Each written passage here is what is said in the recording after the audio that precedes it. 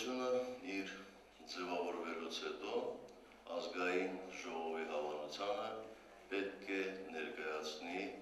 իր գործունեության ծրագիրը։ Որևէ կադրային փոփոխություն ինքնանպատակ չի։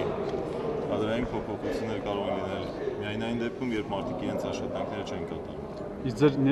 ձեր նախկին պաշտոնում ում եք տեսնում։ Դրան դեռ ժամանակ է քննարկելու, վարչապետն է նշանակում։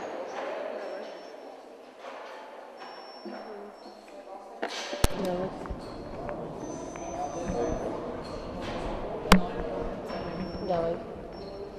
Բարև ձեզ։ Պարոն Բեգլարյան, դուք մեզ խոստացել եք նայել։ Կարճ կոնկրետ, Հիմա չէ, չեք նախատեսում նախարարությունը։ Ասեմ անպայման։